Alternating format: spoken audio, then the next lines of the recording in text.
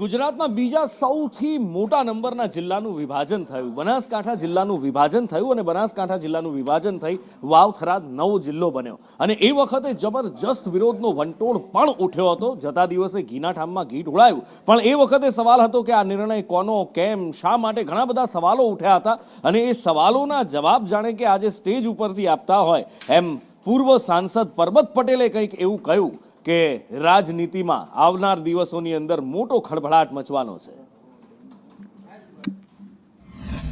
ધારાસભાની ચૂંટણી પહેલાં શંકરભાઈને આપણો વાવ થરાદ જિલ્લો અલગ બને એના માટે મેં જે તે વખતે પણ વાત કરી હતી કે આપણે સરકારમાં પણ શંકરભાઈએ કીધું કે અત્યારે હવે ચૂંટણીઓ આવે છે, જેમ હમણાં તમે જોયું જબરજસ્ત વિરોધ કાંકરેજ ને ધાનેરા ને દિયોદરનો નીકળ્યો, એમ કે વિવાદ થશે એટલે આપણે ચૂંટણી સુધી નામ લેવું નથી, ચૂંટણી પછી કર્યું.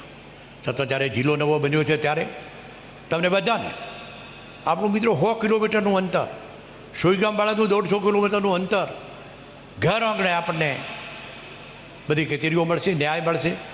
આ બધું જ મિત્રો ઘર આંગણે કર્યું છે. ત્યારે શંકરભાઈને હૃદયથી, દિલથી ખૂબ ખૂબ ધન્યવાદ અને